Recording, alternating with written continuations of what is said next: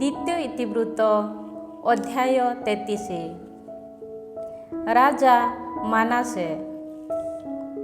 ରାଜ୍ୟ ଶାସନର ପ୍ରାରମ୍ଭରେ ମାନାସେଙ୍କୁ 12 ବର୍ଷ ବୟସ ହୋଇଥିଲା ଓ ସେ ଜେରୁସାଲେମରେ 95 ବର୍ଷ ବ୍ୟାପୀ ରାଜୁତି କଲେ।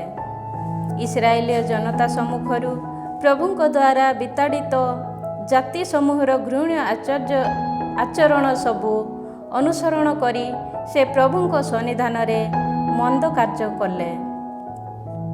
ତାଙ୍କ ପିତା ହେସେକିଆଙ୍କ ଦ୍ୱାରା ବିଧ୍ୱସ୍ତ ଉଚ୍ଚ ପୂଜାସ୍ଥଳୀ ସମୂହକୁ ସେ ପୁନର୍ନିର୍ମାଣ କଲେ। ବାଲ୍ ଦେବମାନଙ୍କ ଉଦ୍ଦେଶ୍ୟରେ ଯାଗପୀଠ ସବୁ ସ୍ଥାପନ କଲେ। ଆଶେରା ପ୍ରତିମୂର୍ତ୍ତି ସମୂହ ପ୍ରତିଷ୍ଠା କଲେ ଓ ଆକାଶସ୍ଥ ସମସ୍ତ ବାହିନୀର ସେବା କରି ସେଗୁଡ଼ିକୁ ଉପାସନା କଲେ। ମୁଁ ମୋର ନାମକୁ ଜେରୁସାଲେମରେ ଚିରକାଳ ବ୍ୟାପୀ ସ୍ଥାପନ କରିବି ବୋଲି ପ୍ରଭୁ ଯେଉଁ ଆଳୟ ସମ୍ପର୍କରେ କହିଥିଲେ, ସେହି ପ୍ରଭୁଙ୍କ ଆଳୟରେ ସେ ଯାଗପୀଠ ସକଳ ନିର୍ମାଣ କଲେ। ଦେବାଳୟରେ 2ଟି ପ୍ରାଙ୍ଗଣରେ ସୁଦ୍ଧା ସେ ଆକାଶସ୍ଥ ସମସ୍ତ ବାହିନୀ ଉଦ୍ଦେଶ୍ୟରେ ଯାଗପୀଠ ନିର୍ମାଣ କଲେ। ସେ ତାଙ୍କ ପୁତ୍ରମାନଙ୍କୁ ବେନ୍ ହିନୋମ ଉପତ୍ୟକାରେ ହୋମବଳି ରୂପେ ଉତ୍ସର୍ଗ କଲେ। ସେ ପୁଣି ଜ୍ୟୋତିଷ, ମନ୍ତ୍ରବିଦ୍ୟା ତଥା ଯାଦୁବିଦ୍ୟାରେ ଲିପ୍ତ ହେଲେ ଓ ପ୍ରେତାତ୍ମା ତଥା କୁହୁକୀମାନଙ୍କ ଉଦ୍ଦେଶ୍ୟରେ ଅନ୍ୱେଷଣ କଲେ। ପ୍ରଭୁଙ୍କ ସନ୍ନିଧାନରେ ଅତ୍ୟଧିକ ଅନିଷ୍ଟ କର୍ମ ସାଧନ କରି ସେ ତାହାଙ୍କୁ କୁପିତ କରାଇଲେ। ତାଙ୍କ ଦ୍ୱାରା ନିର୍ମିତ ପ୍ରତିମୂର୍ତ୍ତିକୁ ସେ ଈଶ୍ୱରଙ୍କ ଆଳୟରେ ପ୍ରତିଷ୍ଠା କଲେ। ଏହି ଦେବାଳୟ ସମ୍ବନ୍ଧରେ ଦାବିଦ ଓ ତାଙ୍କର ପୁତ୍ର ସଲୋମନଙ୍କୁ ଈଶ୍ୱର କହିଥିଲେ, ଏହି ଆଳୟରେ ଓ ଇସ୍ରାଏଲ ଗୋଷ୍ଠୀ ମଧ୍ୟରୁ ମୋ ଦ୍ୱାରା ମନୋନୀତ ଜେରୁସାଲେମରେ ମୁଁ ମୋର ନାମ ଚିରକାଳ ବ୍ୟାପୀ ସ୍ଥାପନ କରିବି।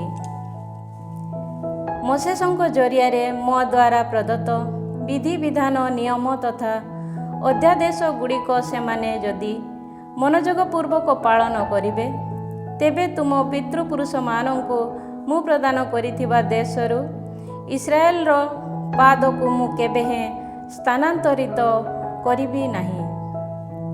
ଜୁଦା ଓ ଜେରୁସାଲେମବାସୀଙ୍କୁ ମାନାସେ ଏପରି ପ୍ରଲୁବ୍ଧ କଲେ ଯେ ଇସ୍ରାଏଲୀୟ ଜନତା ସମ୍ମୁଖରୁ ପ୍ରଭୁଙ୍କ ଦ୍ୱାରା ବିତାଡ଼ିତ ଜାତିଗଣ ଅପେକ୍ଷା ସେମାନେ ଅଧିକ ଅନିଷ୍ଟ କର୍ମ କଲେ। ମାନାସେ ଓ ତାଙ୍କର ପ୍ରଜାମାନଙ୍କୁ ପ୍ରଭୁ ଅନେକ କଥା କହିଲେ, କିନ୍ତୁ ସେମାନେ ତାହା ପ୍ରତି ମନୋଯୋଗୀ ହେଲେ ନାହିଁ। ସୁତରାଂ ପ୍ରଭୁ ଆସିରିଆର ରାଜାଙ୍କ ସେନାପତିମାନଙ୍କୁ ସେମାନଙ୍କ ବିରୁଦ୍ଧରେ ପଠାଇଲେ। ସେମାନେ ମାନାସେଙ୍କ ବେଡ଼ିରେ ଧରି ପିତ୍ତଳ ଶିକୁଳିରେ ଆବଦ୍ଧ କରି ବାବିଲୋନକୁ ନେଇଗଲେ। ତାଙ୍କର ଦୁର୍ଦ୍ଦଶା ମଧ୍ୟରେ ପ୍ରଭୁ ତାଙ୍କ ଈଶ୍ୱରଙ୍କ କରୁଣା ସେ ଭିକ୍ଷା କଲେ ଓ ପ୍ରଭୁ ତାଙ୍କ ପିତୃପୁରୁଷମାନଙ୍କ ଈଶ୍ୱରଙ୍କ ସନ୍ନିଧାନରେ ନିଜକୁ ଅତ୍ୟଧିକ ବିନମ୍ର କଲେ। ସେ ଈଶ୍ୱରଙ୍କ ନିକଟରେ ପ୍ରାର୍ଥନା କଲେ ଓ ଈଶ୍ୱର ତାଙ୍କ ନିବେଦନ ଶୁଣି ତାହା ପ୍ରତି କର୍ଣ୍ଣପାତ କଲେ। ସୁତରାଂ ଈଶ୍ୱର ତାଙ୍କୁ ଜେରୁସାଲେମ ତଥା ତାଙ୍କର ରାଜ୍ୟକୁ ପୁନରାୟ ଫେରାଇ ଆଣିଲେ। ସେ ସମୟରେ ମାନାସେ ଜାଣିଲେ ଯେ ପ୍ରଭୁ ହିଁ ଈଶ୍ୱର। ତତ୍ପରେ ସେ ଦାବିଦଙ୍କ ନଗରୀର ଚତୁଃପାର୍ଶ୍ୱରେ ଗୋଟିଏ ବାହ୍ୟ ପ୍ରାଚୀର ନିର୍ମାଣ କଲେ। ତାହା ଗିହୋନର ପଶ୍ଚିମ ଦିଗସ୍ଥ ଉପତ୍ୟକାରୁ ଆରମ୍ଭ କରି ଅଫେଲକୁ ପରିବେଷ୍ଟନ କରି ମତ୍ସ୍ୟଦ୍ୱାର ପର୍ଯ୍ୟନ୍ତ ଆସି ପହଞ୍ଚିଅଛି। ପ୍ରାଚୀରଟି ଅତି ଉଚ୍ଚ ଥିଲା। ଜୁଦାର ଦୁର୍ଗ ବିଶିଷ୍ଟ ସମସ୍ତ ନଗରୀଗୁଡ଼ିକରେ ସେ ସେନାପତିମାନଙ୍କୁ ମଧ୍ୟ ନିୟୋଜିତ କଲେ। ପ୍ରଭୁଙ୍କ ଆଳୟରୁ ବିଦେଶୀ ଦେବଗଣ ତଥା ପ୍ରତିମାକୁ ସେ କାଢ଼ିଦେଲେ ଓ ପ୍ରଭୁଙ୍କ ଆଳୟ ନିର୍ମିତ ହୋଇଥିବା ପର୍ବତ ତଥା ଜେରୁସାଲେମରେ ତାଙ୍କ ଦ୍ୱାରା ନିର୍ମିତ ସମସ୍ତ ଯାଗପୀଠ ବିଧ୍ୱସ୍ତ କରି ସେ ସମସ୍ତକୁ ନଗରୀ ବହିର୍ଭାଗରେ ସେ ନିକ୍ଷେପ କଲେ। ପ୍ରଭୁଙ୍କ ବଳିପୀଠକୁ ପୁନଃ ପ୍ରତିଷ୍ଠା କରି ସେ ତାହା ଉପରେ ଶାନ୍ତି ବଳି ତଥା କୃତଜ୍ଞତାତ୍ମକ ବଳି ଉତ୍ସର୍ଗ କଲେ। ପ୍ରଭୁ ଇସ୍ରାଏଲର ଈଶ୍ୱରଙ୍କ ସେବା କାର୍ଯ୍ୟରେ ଲିପ୍ତ ହେବା ସକାଶେ ସେ ଯୁଦାବାସୀମାନଙ୍କୁ ଆଦେଶ ଦେଲେ। ତଥାପି ଜନତା ଆହୁରି ଉଚ୍ଚ ପୂଜାସ୍ଥଳୀମାନଙ୍କରେ ନୈବେଦ୍ୟ ଉତ୍ସର୍ଗ କଲେ, ଯଦିଚ ତାହା କେବଳ ପ୍ରଭୁ ସେମାନଙ୍କ ଈଶ୍ୱରଙ୍କ ଦ୍ୱାରା ଉଦ୍ଦିଷ୍ଟ ଥିଲା। ମାନାସେଙ୍କ ଦ୍ୱାରା ସମ୍ପାଦିତ ଅନ୍ୟ ସମସ୍ତ କାର୍ଯ୍ୟକଳାପ ଈଶ୍ୱରଙ୍କ ନିକଟରେ ତାଙ୍କର ପ୍ରାର୍ଥନା ଓ ପ୍ରଭୁ ଇସ୍ରାଏଲର ଈଶ୍ୱରଙ୍କ ନାମରେ ତାଙ୍କ ସହ କଥାବାର୍ତ୍ତା କରିଥିବା ଦୂରଦର୍ଶୀମାନଙ୍କ ବଚନ ସକଳ ପ୍ରଭୃତି ସବୁ କିଛି ଇସ୍ରାଏଲୀୟ ରାଜାମାନଙ୍କ ଇତିବୃତ୍ତ ପୁସ୍ତକରେ ଲିପିବଦ୍ଧ ହୋଇଅଛି। ତାଙ୍କର ପ୍ରାର୍ଥନା କେଉଁଭଳି ଈଶ୍ୱର ତାଙ୍କ ନିବେଦନ ଶୁଣିଲେ, ସେ ନିଜକୁ ବିନମ୍ର କରିବା ପୂର୍ବରୁ ତାଙ୍କ ଦ୍ୱାରା ସମ୍ପାଦିତ ପାପ ତଥା ଅବିଶ୍ୱସ୍ତତା, ତାଙ୍କ ଦ୍ୱାରା ନିର୍ମିତ ଉଚ୍ଚ ପୂଜାସ୍ଥଳୀ, ଆସେରିମ୍ ତଥା ଅନ୍ୟାନ୍ୟ ପ୍ରତିମୂର୍ତ୍ତି ଗୁଡ଼ିକୁ ସ୍ଥାପିତ ହୋଇଥିବା ସ୍ଥାନମାନଙ୍କ ନାମ ବିବରଣୀ ପ୍ରଭୃତି ସମସ୍ତ ବିଷୟ ଦୂରଦର୍ଶୀମାନଙ୍କ ଇତିବୃତ୍ତ ପୁସ୍ତକରେ ଲିପିବଦ୍ଧ ହୋଇଛି। ପରିଶେଷରେ ମାନାସେ ତାଙ୍କ ପିତୃପୁରୁଷମାନଙ୍କ ସହ ମହାନିଦ୍ରାରେ ଶୟନ କଲେ ଓ ସେମାନେ ତାଙ୍କୁ ତାଙ୍କ ଗୃହରେ ସମାଧିସ୍ଥ କଲେ। ତାଙ୍କର ପୁତ୍ର ଆମୋନ ତାଙ୍କ ସ୍ଥାନରେ ରାଜା ହେଲେ। ରାଜା ଆମୋନ ରାଜ୍ୟ ଶାସନର ପ୍ରାରମ୍ଭରେ ଆମୋନଙ୍କୁ 22 ବର୍ଷ ବୟସ ହୋଇଥିଲା ଓ ସେ ଜେରୁସାଲେମରେ 2 ବର୍ଷ ଧରି ରାଜୁତି କଲେ। ତାଙ୍କ ପିତା ମାନାସେଙ୍କ ଭଳି ସେ ପ୍ରଭୁଙ୍କ ସନ୍ନିଧାନରେ ମନ୍ଦ କାର୍ଯ୍ୟ ସାଧନ କଲେ। ତାଙ୍କ ପିତାଙ୍କ ଦ୍ୱାରା ନିର୍ମିତ ସମସ୍ତ ପ୍ରତିମୂର୍ତ୍ତି ପ୍ରତି ଆମୋନ ନୈବେଦ୍ୟ ଉତ୍ସର୍ଗ କରି ଉପାସନା କଲେ। କିନ୍ତୁ ତାଙ୍କ ପିତା ଯେପରି ନିଜକୁ ବିନୀତ କରିଥିଲେ, ଆମୋନ ସେହିପରି ନିଜକୁ ବିନମ୍ର କଲେ ନାହିଁ, ବରଂ ସେ ଉତ୍ତରୋତ୍ତର ଅଧିକ ପାପ କଲେ। ତାଙ୍କର ପରିଚାରକମାନେ ତାଙ୍କ ବିରୁଦ୍ଧରେ ଚକ୍ରାନ୍ତ କରି ତାଙ୍କ ଗୃହ ମଧ୍ୟରେ ତାଙ୍କୁ ବଦ୍ଧ କଲେ। କିନ୍ତୁ ରାଜା ଆମୋନଙ୍କ ସମସ୍ତ ଚକ୍ରାନ୍ତକାରୀଙ୍କୁ ଦେଶବାସୀମାନେ ନିଧନ କଲେ ଓ ତାଙ୍କ ପୁତ୍ର ଯୋସିଆଙ୍କୁ ତାଙ୍କ ପରିବର୍ତ୍ତେ ରାଜା ରୂପେ ନିଯୁକ୍ତି କଲେ। ଅଧ୍ୟାୟ 34। ରାଜା ଯୋସିଆ। ରାଜ୍ୟ ଶାସନର ପ୍ରାରମ୍ଭରେ ଯୋସିଆଙ୍କୁ 8 ବର୍ଷ ବୟସ ହୋଇଥିଲା ଓ ସେ ଜେରୁସାଲେମରେ 31 ବର୍ଷ ବ୍ୟାପୀ ରାଜୁତି କଲେ। ସେ ପ୍ରଭୁଙ୍କ ସନ୍ନିଧାନରେ ଉତ୍ତମ କର୍ମ କଲେ ଓ ତାଙ୍କ ପିତୃପୁରୁଷ ଦାବିଦଙ୍କ ମାର୍ଗରୁ ସେ ଦକ୍ଷିଣ କିମ୍ବା ବାମ ଆଡ଼କୁ ଲେଶ ମାତ୍ର ଫେରିଲେ ନାହିଁ। ତାଙ୍କ ରାଜତ୍ୱର 8ମ ବର୍ଷରେ ଓ ଯେତେବେଳେ ସେ ଜଣେ ବାଳକ ଥିଲେ, ତଥାପି ସେ ତାଙ୍କ ପିତା ଦାବିଦଙ୍କ ଈଶ୍ୱରଙ୍କ ଅଭୀଷ୍ଟ ସନ୍ଧାନ କରିବା ପାଇଁ ଆରମ୍ଭ କଲେ। ତାଙ୍କ ରାଜତ୍ୱର 12 ବର୍ଷରେ ଜୁଦା ଓ ଜେରୁସାଲେମରେ ଅବସ୍ଥିତ ଉଚ୍ଚ ପୂଜାସ୍ଥଳୀ, ଆସେରିମ୍ ପ୍ରତିମୂର୍ତ୍ତି ଓ ଖୋଦିତ ତଥା ଛାଞ୍ଚ ନିର୍ମିତ ପ୍ରତିମୂର୍ତ୍ତି ଗୁଡ଼ିକୁ ନିଶ୍ଚିହ୍ନ କରିବାକୁ ସେ ଆରମ୍ଭ କଲେ। ତାଙ୍କର ଉପସ୍ଥିତିରେ ସେମାନେ ବାଲ ଦେବମାନଙ୍କ ଯାଗପୀଠ ସବୁ ବିଧ୍ୱସ୍ତ କଲେ। ସେହି ଯାଗପୀଠ ସମୂହର ଊର୍ଦ୍ଧ୍ୱସ୍ଥ ଧୂପ ଯାଗପୀଠ ସକଳ ସେମାନେ ତାଙ୍କ ସମ୍ମୁଖରେ ବିଧ୍ୱସ୍ତ କଲେ। ଆସେରିମ୍ ପ୍ରତିମୂର୍ତ୍ତି, ଖୋଦିତ ତଥା ଛାଞ୍ଚ ନିର୍ମିତ ପିତୁଳା ଗୁଡ଼ିକୁ ସେ ଖଣ୍ଡ ବିଖଣ୍ଡ କଲେ ଓ ସେ ସମସ୍ତ ଚୂର୍ଣ୍ଣ କରି ସେ ସମସ୍ତ ପ୍ରତି ନୈବେଦ୍ୟ ଉତ୍ସର୍ଗ କରିଥିବା ବ୍ୟକ୍ତିମାନଙ୍କର କବରସ୍ଥାନ ଉପରେ ତାହା ଛିଞ୍ଚିଲେ। ପୁରୋହିତମାନଙ୍କ ଅସ୍ଥିପୁଞ୍ଜକୁ ସେହି ଦେବମାନଙ୍କ ଯାଗପୀଠ ଉପରେ ସେ ଦଗ୍ଧ କଲେ ଓ ଏହିପରି ଜୁଦା ତଥା ଜେରୁସାଲେମକୁ ଶୁଦ୍ଧପୂତ କଲେ।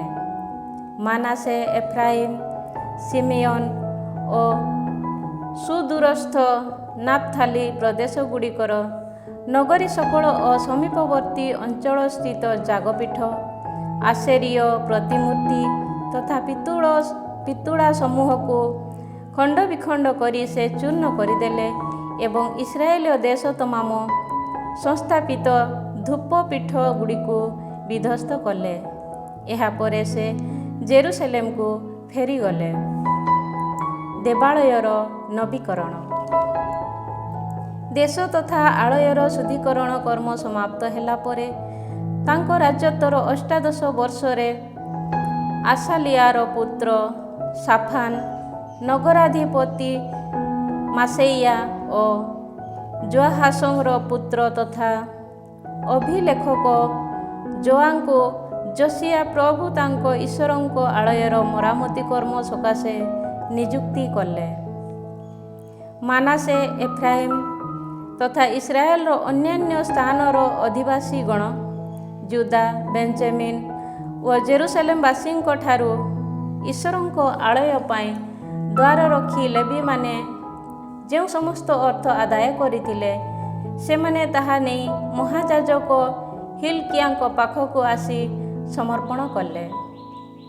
ସେମାନେ ସେହି ଅର୍ଥ ପ୍ରଭୁଙ୍କ ଆଳୟର ମରାମତି କର୍ମର ତତ୍ତ୍ୱାବଧାରକମାନଙ୍କ ହସ୍ତରେ ସମର୍ପଣ କଲେ ଓ ଏମାନେ ତାହା ଦେବାଳୟର ମରାମତି ତଥା ନବୀକରଣ ପାଇଁ ବିନିଯୋଗ କଲେ।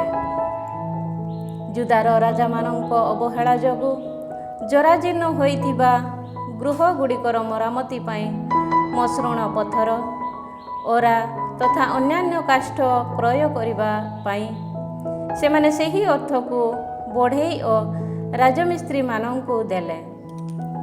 ସେହି କାରିଗରମାନେ ବିଶ୍ୱସ୍ତତା ସହ କାର୍ଯ୍ୟ କଲେ।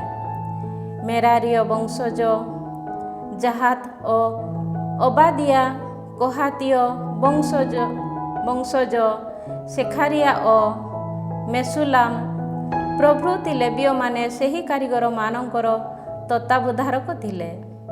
ବାଦ୍ୟଯନ୍ତ୍ର ବାଦନ ପାଇଁ ପ୍ରବୀଣ ଲେବୀୟମାନେ ଭାରବାହକ ତଥା ଅନ୍ୟ ସର୍ବବିଧ କାର୍ଯ୍ୟ କରୁଥିବା କର୍ମୀମାନଙ୍କର ତତ୍ତ୍ୱାବଧାରକ ଥିଲେ। ଅନ୍ୟ କେତେକ ଲେବୀୟ ଅଭିଲେଖକ, କର୍ମଚାରୀ ତଥା ଦ୍ୱାରରକ୍ଷୀ ରୂପେ ମଧ୍ୟ ନିୟୋଜିତ ହେଲେ। ବିଧାନ ପୁସ୍ତକର ଆବିଷ୍କାର। ପ୍ରଭୁଙ୍କ ଆଳୟରେ ସଞ୍ଚିତ ଅର୍ଥକୁ ବାହାରକୁ ନେଇ ଆସିବା ବେଳେ ମୋସେସଙ୍କ ଜରିଆରେ ପ୍ରଭୁଙ୍କ ଦ୍ୱାରା ପ୍ରଦତ୍ତ ବିଧିବିଧାନର ଗ୍ରନ୍ଥ ଯାଜକ ହିଲ୍କିୟା ଆବିଷ୍କାର କଲେ। ହିଲ୍କିୟା ସଚିବ ସାଫାନକୁ କହିଲେ, ମୁଁ ପ୍ରଭୁଙ୍କ ଆଳୟରେ ବିଧିବିଧାନର ଗ୍ରନ୍ଥ ଆବିଷ୍କାର କରିଅଛି। ତତ୍ପରେ ହିଲ୍କିୟା ଗ୍ରନ୍ଥଗୁଡ଼ିକୁ ସାଫାନକୁ ଦେଲେ। ଗ୍ରନ୍ଥଟିକୁ ରାଜାଙ୍କ ପାଖକୁ ନେଇ ଆସି ସାଫାନ କହିଲା, ଯେ ସମସ୍ତ କାର୍ଯ୍ୟ ତୁମେ ତୁମ ପରିଚାରକମାନଙ୍କୁ ଅର୍ପଣ କରିଥିଲ, ସେମାନେ ସେ ସବୁ ସାଧନ କରିଛନ୍ତି। ପ୍ରଭୁଙ୍କ ଆଳୟରେ ପ୍ରାପ୍ତ ସମସ୍ତ ଅର୍ଥ ସେମାନେ ନେଇ ତତ୍ତ୍ୱାବଧାରକ ଓ କାରିଗରମାନଙ୍କ ହସ୍ତରେ ସମର୍ପଣ କରିଅଛନ୍ତି। ଏହାପରେ ସଚିବ ସାଫାନ ରାଜାଙ୍କୁ କହିଲା, ଯାଜକ ହିଲ୍କିୟା ମୋତେ ଏକ ଗ୍ରନ୍ଥ ଦେଇଅଛନ୍ତି। ତତ୍ପରେ ସାଫାନ ତାହା ରାଜାଙ୍କ ସମ୍ମୁଖରେ ପଠନ କଲା। ବିଧିବିଧାନର ଗ୍ରନ୍ଥରେ ଉଲ୍ଲିଖିତ ଥିବା ବଚନ ଶୁଣି ରାଜା ସ୍ୱପରିହିତ ବସ୍ତ୍ର ଛିନ୍ନ କଲେ। ଏହାପରେ ହିଲ୍କିୟା ସାଫାନର ପୁତ୍ର আহিକାମ, ମିଖାର ପୁତ୍ର ଆବଦନ, ସଚିବ ସାଫାନ ଓ ରାଜାଙ୍କ ସେବକ ଆସାଇୟାଙ୍କୁ ରାଜା ଏହି ନିର୍ଦ୍ଦେଶ ଦେଲେ, ତୁମେମାନେ ଯାଇ ମୋ ପାଇଁ ଓ ଇସ୍ରାଏଲ ତଥା ଜୁଦାରେ ଅବଶିଷ୍ଟ ହୋଇ ରହିଥିବା ଜନତା ସକାଶେ ଏହି ଗ୍ରନ୍ଥଟିରେ ଉଲ୍ଲିଖିତ ବଚନ ସମ୍ବନ୍ଧରେ ପ୍ରଭୁଙ୍କ ଉଦ୍ଦିଷ୍ଟ ସନ୍ଧାନ କର। କାରଣ ଏହି ଗ୍ରନ୍ଥଟିରେ ରଚିତ ଥିବା ଅନୁଯାୟୀ ଆମ ପିତୃପୁରୁଷମାନେ ପ୍ରଭୁଙ୍କ ବଚନ କାର୍ଯ୍ୟକାରୀ କରିନଥିବା ଯୋଗୁଁ ପ୍ରଭୁଙ୍କ ପ୍ରଚଣ୍ଡ କୋପ ଆମ ଉପରେ ପଡ଼ିଅଛି। ସୁତରାଂ ହିଲ୍କିୟା ଓ ରାଜାଙ୍କ ଦ୍ୱାରା ପ୍ରେରିତ ତାଙ୍କର ସହବର୍ତ୍ତୀମାନେ ନାରୀ ପ୍ରବକ୍ତା ହୁଲ୍ଦାର ପାଖକୁ ଗଲେ। ଏହି ହୁଲ୍ଦା ହାସ୍ରାଇର ପୈତ୍ର ତଥା ତଖାଥର ପୁତ୍ର ସାଲୁମ ନାମକ ବସ୍ତ୍ରାଗାର ରକ୍ଷକର ପତ୍ନୀ ଥିଲା। ସେ ସମୟରେ ସେ ଜେରୁସାଲେମର ଦ୍ୱିତୀୟ ବିଭାଗରେ ବାସ କରିଥିଲା। ସେମାନେ ତାଙ୍କ ନିକଟକୁ ଆସି ସମସ୍ତ ବିଷୟ ଜଣାଇଲେ ଉତ୍ତରରେ ସେମାନଙ୍କୁ କହିଲା, ପ୍ରଭୁ ଇସ୍ରାଏଲର ଈଶ୍ୱର କହନ୍ତି, ଯିଏ ତୁମମାନଙ୍କୁ ମୋ ପାଖକୁ ପଠାଇଅଛନ୍ତି, ତୁମେ ତାଙ୍କ ନିକଟକୁ ଯାଇ କୁହ। ପ୍ରଭୁ କହନ୍ତି, ଜୁଦାର ରାଜାଙ୍କ ସମ୍ମୁଖରେ ପଠିତ ଏହି ଗ୍ରନ୍ଥଟିରେ ଉଲ୍ଲିଖିତ ସମସ୍ତ ଅଭିଶାପ ବାକ୍ୟକୁ ମୁଁ ଏହି ଦେଶ ଓ ତଦ୍ଦେଶବାସୀମାନଙ୍କ ପ୍ରତିକୂଳରେ ଘଟାଇବି। ସେମାନେ ମୋତେ ପରିତ୍ୟାଗ କରି ଅନ୍ୟ ଦେବମାନଙ୍କ ପ୍ରତି ଧୂପାର୍ଚ୍ଚନା କରିଥିବା ଓ ସେମାନେ ସେମାନଙ୍କ ହସ୍ତକୃତ କାର୍ଯ୍ୟକଳାପ ଦ୍ୱାରା ମୋତେ କୁପିତ କରାଇଥିବା ହେତୁ ମୁଁ ମୋର କ୍ରୋଧାଗ୍ନି ଏହି ସ୍ଥାନ ଉପରେ ଢାଳି ଦେବି। ତାହା ନିର୍ବାପିତ ହେବ ନାହିଁ।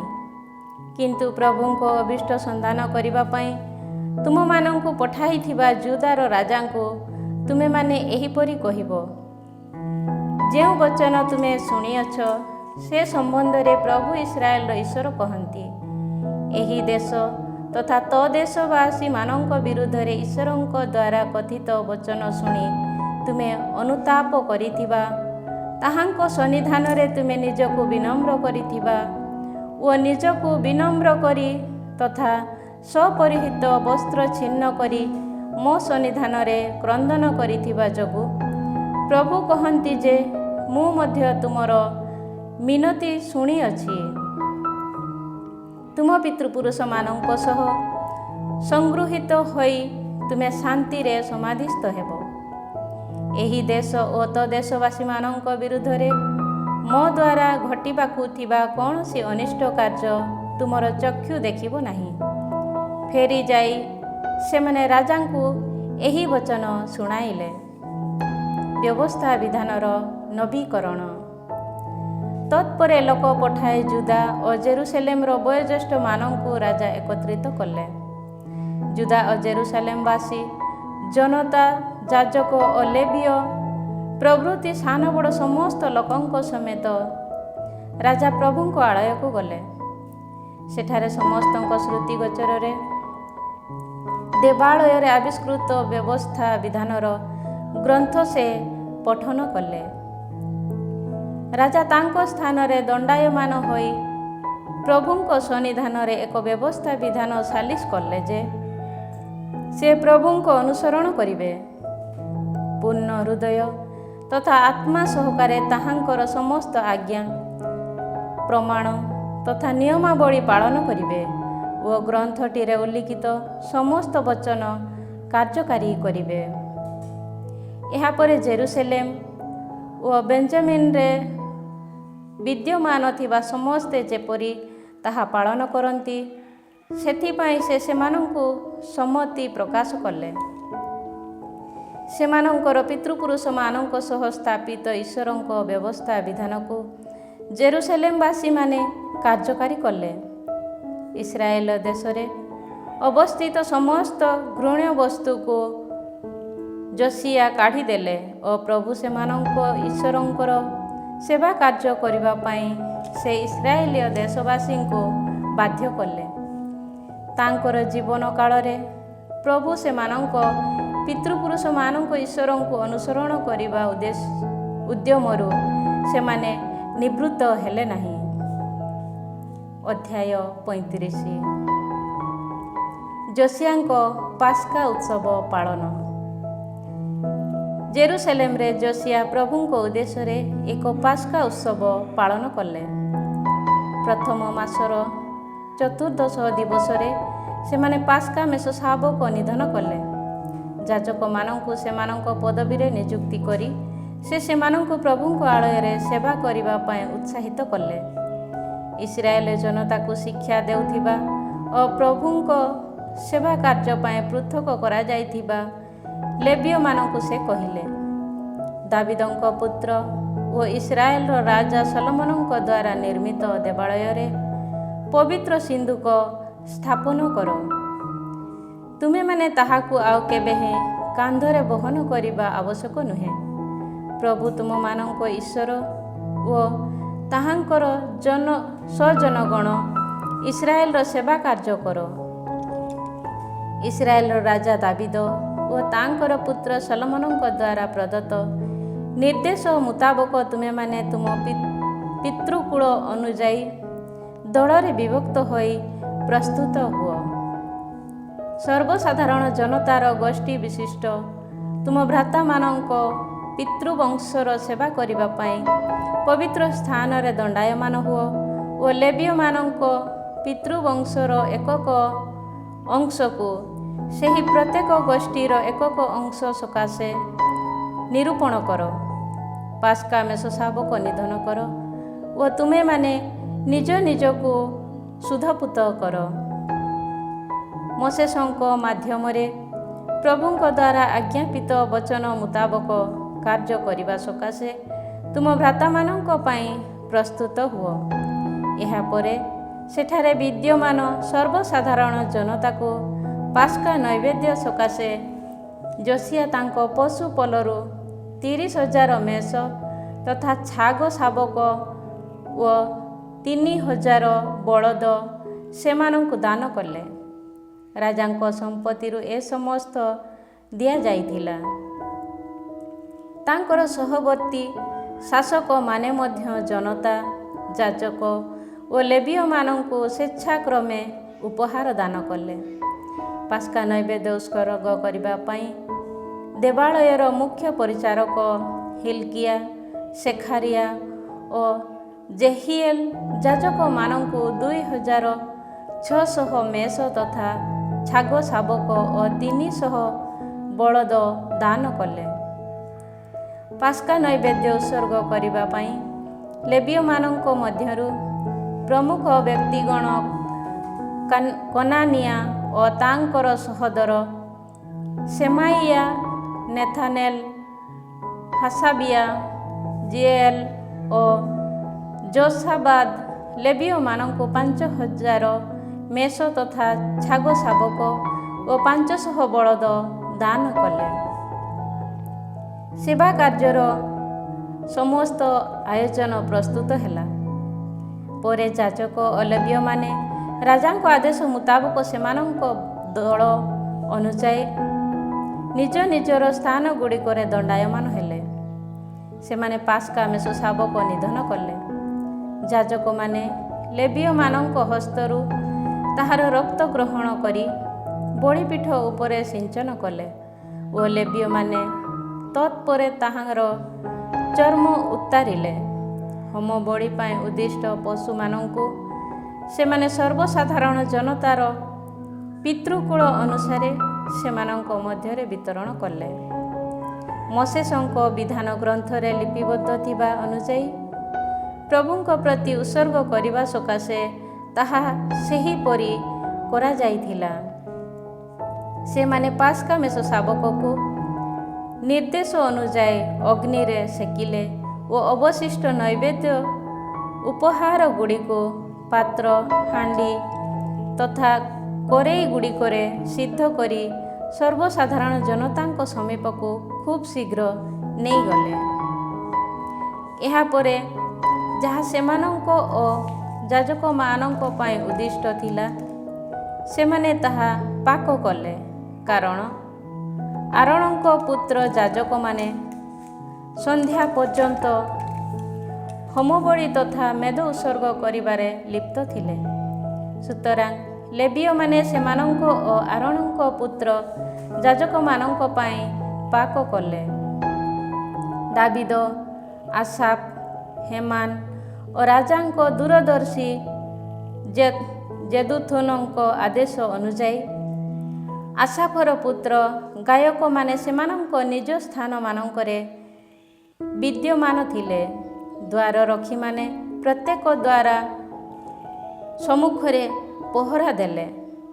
ସେମାନଙ୍କ ଭ୍ରାତା ଲେବୀୟମାନେ ସେମାନଙ୍କ ଭୋଜନ ପ୍ରସ୍ତୁତ କରିଥିବା ହେତୁ ସେମାନଙ୍କୁ ନିଜ ନିଜର ସେବା କାର୍ଯ୍ୟ ଛାଡ଼ି ଦେଇ ଅନ୍ୟତ୍ର ପ୍ରସ୍ଥାନ କରିବା ଅନାବଶ୍ୟକ ଥିଲା। ଏହିପରି ରାଜା ଯୋସିଆଙ୍କ ଆଦେଶ ମୁତାବକ ପାସ୍କା ଉତ୍ସବ ପାଳନ କରିବା ଓ ପ୍ରଭୁଙ୍କ ବଳିପୀଠ ଉପରେ ହୋମବଳି ଉତ୍ସର୍ଗ କରି ପ୍ରଭୁଙ୍କ ସେବା କରିବା ପାଇଁ ଯାହା ଆବଶ୍ୟକ ଥିଲା ସେମାନେ ସେ ସମସ୍ତ ପ୍ରସ୍ତୁତ କଲେ। ସେଠାରେ ବିଦ୍ୟମାନ ଇସ୍ରାଏଲୀୟ ଜନତା ସେହି ଦିବସରେ ପାସ୍କା ଉତ୍ସବ ଓ 7 ଦିନ ଧରି ତାଡ଼ି ରହିତ ରୁଟିର ଉତ୍ସବ ପାଳନ କଲେ।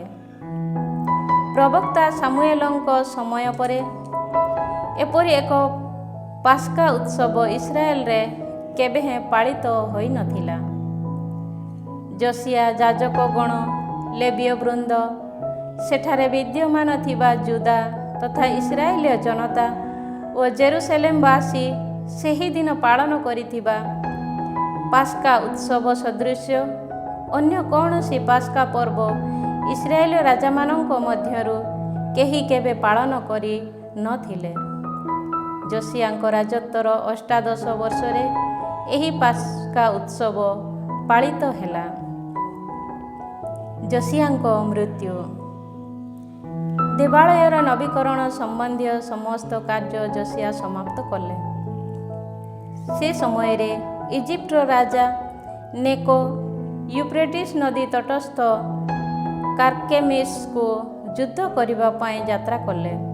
ସେ ସମୟରେ ତାଙ୍କୁ ସ୍ଥଗିତ କରିବା ପାଇଁ ଯୋସିଆ ତାଙ୍କ ବିରୁଦ୍ଧରେ ଯାତ୍ରା କଲେ। କିନ୍ତୁ ନେକୋ ଦୂତମାନଙ୍କୁ ପଠାଇ ଯୋସିଆଙ୍କୁ କହିଲେ, ହେ ଜୁଦାର ରାଜା, ଆମ ପରସ୍ପର ମଧ୍ୟରେ କ'ଣ ବା ଅଛି? ମୁଁ ଆଜି ତୁମକୁ ଆକ୍ରମଣ କରିବା ପାଇଁ ଆସିନାହିଁ, ବରଂ ମୋର ଶତ୍ରୁ ଗୃହ ବିରୁଦ୍ଧରେ ଯୁଦ୍ଧ କରିବା ପାଇଁ ଯାଉଛି। ତହୁଁ ଶୀଘ୍ର ଗମନ କରିବାକୁ ଈଶ୍ୱର ମୋତେ ଆଦେଶ ଦେଇଛନ୍ତି। ଯିଏ ମୋର ସହବର୍ତ୍ତୀ ହୋଇଛନ୍ତି, ସେହି ଈଶ୍ୱରଙ୍କୁ ପ୍ରତିରୋଧ କରିବାକୁ ନିବୃତ୍ତ ହୁଅ, ନଚେତ୍ ସେ ତୁମକୁ ବିନାଶ କରିବେ। କିନ୍ତୁ ଯୋସିଆ ପ୍ରତ୍ୟାହାର କରିବା ପାଇଁ ଅନିଚ୍ଛା ପ୍ରକାଶ କଲେ ଓ ତାଙ୍କ ବିରୁଦ୍ଧରେ ଯୁଦ୍ଧ କରିବା ପାଇଁ ଛଦ୍ମବେଶ ଧାରଣ କଲେ। ନେକୋଙ୍କ ମାଧ୍ୟମରେ ପ୍ରଭୁ କଥିତ ବଚନ ପ୍ରତି ମନୋଯୋଗୀ ନ ହୋଇ ମେଗିଦୋ ସମତଳ ଭୂମିରେ ତାଙ୍କ ବିରୁଦ୍ଧରେ ସେ ଯୁଦ୍ଧ ଆରମ୍ଭ କଲେ। ଧନୁର୍ଦ୍ଧରମାନେ ତୀର ମାରି ରାଜା ଯୋସିଆଙ୍କୁ ଆଘାତ କଲେ। ତହୁଁ ସେ ନିଜ ପରିଚାରକମାନଙ୍କୁ କହିଲେ, ମୁଁ କଠିନ ଆଘାତ ପ୍ରାପ୍ତ ହୋଇଛି, ତେଣୁ ମୋତେ ଏଠାରୁ ନେଇଯାଅ। ସୁତରାଂ ତାଙ୍କର ପରିଚାରକମାନେ ତାଙ୍କୁ ରଥରୁ ଓହ୍ଲାଇ ଓ ତାଙ୍କର ଦ୍ୱିତୀୟ ରଥରେ ତାଙ୍କୁ ସାଇତ କରି ଜେରୁସାଲେମକୁ ଘେନି ଆସିଲେ। ସେ ସେଠାରେ ମୃତ୍ୟୁବରଣ କଲେ ଓ ତାଙ୍କୁ ପିତୃପୁରୁଷମାନଙ୍କର କବରସ୍ଥାନରେ ସମାଧିସ୍ଥ ହେଲେ। ଯୋସିଆଙ୍କ ସ୍ମରଣାର୍ଥେ ସମସ୍ତ ଜୁଦା ତଥା ଜେରୁସାଲେମ ବିଳାପ କଲେ। ଜେରେମିଆ ମଧ୍ୟ ଯୋସିଆଙ୍କ ସମ୍ମାନାର୍ଥେ ଗୋଟିଏ ବିଳାପ ଗୀତି ରଚନା କଲେ। ଯୋସିଆଙ୍କ ସମ୍ବନ୍ଧରେ ବିଳାପ କରିବା ସମୟରେ ପୁରୁଷ ତଥା ନାରୀ ଗାୟକମାନେ ଏବେ ସୁଦ୍ଧା ସେହି ଗୀତ ଗାନ କରନ୍ତି। ସେମାନେ ତାଙ୍କୁ ଇସ୍ରାଏଲର ଏକ ନିୟମ ଶୃଙ୍ଖଳା କଲେ। ବିଳାପ ଗୀତ ସଂହିତାରେ ଏହା ମଧ୍ୟ ଲିପିବଦ୍ଧ। ଯୋସିଆଙ୍କ ଦ୍ୱାରା ସମ୍ପାଦିତ ଅନ୍ୟ ସମସ୍ତ କାର୍ଯ୍ୟକଳାପ ଓ ପ୍ରଭୁଙ୍କ ବିଧିବିଧାନରେ ଉଲ୍ଲିଖିତ ଥିବା ଅନୁସାରେ ତାଙ୍କ ଦ୍ୱାରା ସାଧିତ ଉତ୍ତମ କର୍ମାବଳୀ ଆଦ୍ୟରୁ ଅନ୍ତ ପର୍ଯ୍ୟନ୍ତ ଜୁଦା ଓ ଇସ୍ରାଏଲର ରାଜାମାନଙ୍କ ପୁସ୍ତକରେ ଲିପିବଦ୍ଧ ହୋଇଛି। ଅଧ୍ୟାୟ 36। ରାଜା ଜେହୋଆଶ। ଦେଶବାସୀମାନେ ଯୋସିଆଙ୍କ ପୁତ୍ର ଜେହୋଆଶଙ୍କୁ ତାଙ୍କ ପିତାଙ୍କ ପରିବର୍ତ୍ତେ ଜେରୁସାଲେମର ରାଜା ରୂପେ ନିୟୋଜିତ କଲେ। ରାଜ୍ୟ ଶାସନର ପ୍ରାରମ୍ଭରେ ଜେହୋଆଶଙ୍କୁ 23 ବର୍ଷ ବୟସ ହୋଇଥିଲା ଓ ସେ ଜେରୁସାଲେମରେ 3 ମାସ ଧରି ରାଜୁତି କଲେ। ତତ୍ପରେ ଇଜିପ୍ଟର ରାଜା ତାଙ୍କୁ ଗାଦିଚ୍ୟୁତ କଲେ ଓ ଦେଶ ଉପରେ 100 ତାଲେନ୍ତ ରୌପ୍ୟ ତଥା 1 ତାଲେନ୍ତ ସ୍ୱର୍ଣ୍ଣର ଭେଟି ବସାଇଲେ। ଜେହୋଆଶଙ୍କ ସହୋଦର ଏଲିଆକିମକୁ ଇଜିପ୍ଟର ରାଜା ଜୁଦା ଓ ଜେରୁସାଲେମ ରାଜା ରୂପେ ନିଯୁକ୍ତ କଲେ ଓ ତାଙ୍କୁ ଜେହୋଆକିମର ନାମରେ ନାମିତ କଲେ। ତାଙ୍କର ସହୋଦର ଜେହୋଆଶଙ୍କୁ ନେକୋ ଇଜିପ୍ଟକୁ ନେଇଗଲେ। ରାଜା ଜେହୋୟାକିମ୍। ରାଜ୍ୟ ଶାସନର ପ୍ରାରମ୍ଭରେ ଜେହୋୟାକିମଙ୍କୁ 25 ବର୍ଷ ବୟସ ହୋଇଥିଲା ଓ ସେ ଜେରୁସେଲେମରେ 11 ବର୍ଷ ବ୍ୟାପୀ ରାଜୁତି କଲେ। ପ୍ରଭୁ ତାଙ୍କ ଈଶ୍ୱରଙ୍କ ସନ୍ନିଧାନରେ ସେ ମନ୍ଦ କାର୍ଯ୍ୟ କଲେ। ବାବିଲନର ରାଜା ନେବୁକାଦନେସର ତାଙ୍କ ବିରୁଦ୍ଧରେ ଆସି ତାଙ୍କୁ ଶିକୁଡ଼ିରେ ବାନ୍ଧି ବାବିଲନକୁ ନେଇଗଲେ। ପ୍ରଭୁଙ୍କ ଆଳୟରେ ବ୍ୟବହୃତ ପାତ୍ରଗୁଡ଼ିକ ମଧ୍ୟରୁ କେତେକ ମଧ୍ୟ ନେବୁକାଦନେସର ବାବିଲନକୁ ନେଇଯାଇ ନିଜ ପ୍ରାସାଦରେ ସଂରକ୍ଷଣ କଲେ। ଜେହୋୟାକିମଙ୍କ ଦ୍ୱାରା ସମ୍ପାଦିତ ଅନ୍ୟ ସମସ୍ତ କାର୍ଯ୍ୟକଳାପ, ତାଙ୍କ ଦ୍ୱାରା ସାଧିତ ଘୃଣ୍ୟ କର୍ମାବଳୀ ଓ ଅନ୍ୟାନ୍ୟ ଅନିଷ୍ଟ କାର୍ଯ୍ୟ ଜୁଦା ଓ ଇସ୍ରାଏଲର ରାଜାମାନଙ୍କ ପୁସ୍ତକରେ ଲିପିବଦ୍ଧ।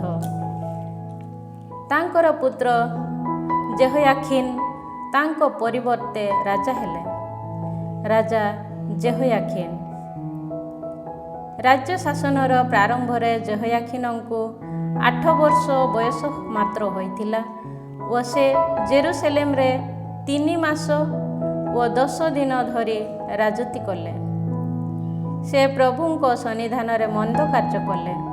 ସେହି ବର୍ଷର ବସନ୍ତ କାଳରେ ରାଜା ନେବୁକାଦନେସର ସୈନ୍ୟ ପଠାଇ ତାଙ୍କୁ ବାବିଲନକୁ ନେଇଗଲେ।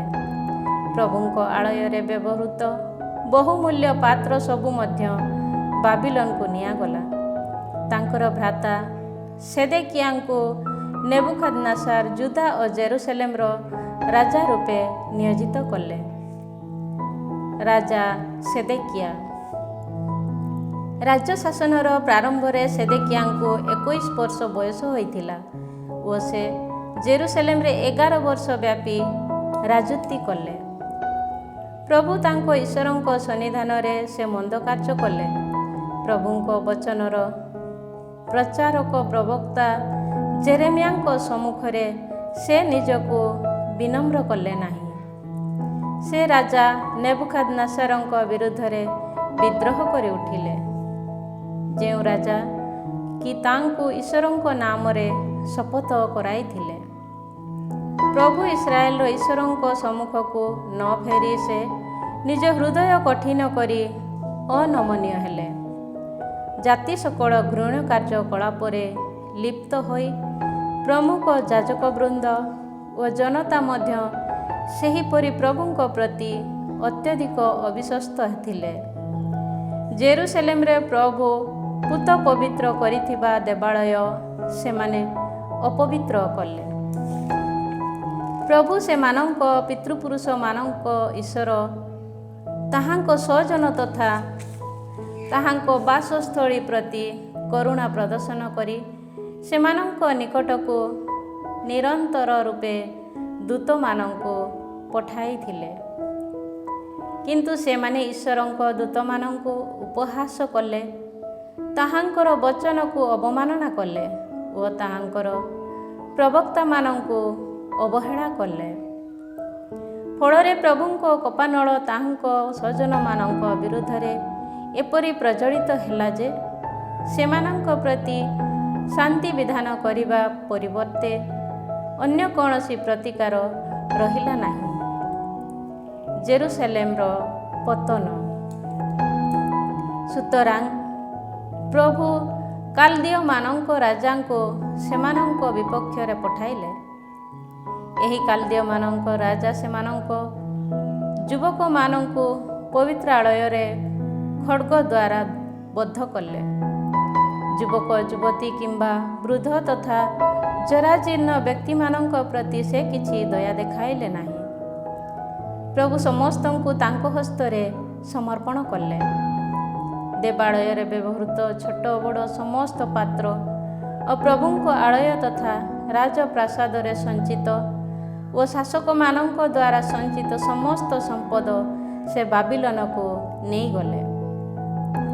ସେମାନେ ଦେବାଳୟ ଦଗ୍ଧ କଲେ, ଜେରୁସେଲେମ ପରିବେଷ୍ଟିତ ପ୍ରାଚୀର ଭାଙ୍ଗିଦେଲେ, ତନ୍ମଧ୍ୟସ୍ଥ ସମସ୍ତ ପ୍ରାସାଦ ଅଗ୍ନିରେ ଦଗ୍ଧ କଲେ ଓ ବହୁମୂଲ୍ୟ ପାତ୍ର ସବୁ ବିନଷ୍ଟ କଲେ। ଖଡ଼୍ଗରୁ ରକ୍ଷା ପ୍ରାପ୍ତ ସମସ୍ତଙ୍କୁ ପ୍ରବାସ ଜୀବନଯାପନ କରିବା ପାଇଁ ସେ ବାବିଲୋନକୁ ନେଇଗଲେ ଓ ପାରସ୍ୟ ସାମ୍ରାଜ୍ୟର ସଂସ୍ଥାପନ ପର୍ଯ୍ୟନ୍ତ ସେମାନେ ତାଙ୍କ ଓ ତାଙ୍କ ପୁତ୍ରମାନଙ୍କର ଦାସ ହେଲେ। ଏହିପରି ଜେରେମିୟାଙ୍କ ଦ୍ୱାରା କଥିତ ପ୍ରଭୁଙ୍କ ବଚନ ସାର୍ଥକ ହେଲା ଓ ଦେଶଟି ସାବତ ଉପଭୋଗ କଲା। 70 ବର୍ଷ ସମ୍ପୂର୍ଣ୍ଣ ହେବା ପର୍ଯ୍ୟନ୍ତ ଦେଶଟି ଜନହୀନ ଥାଇ ସାବତ ପାଳନ କଲା। ରାଜା ସାଇରସଙ୍କ ବିଜ୍ଞପ୍ତି।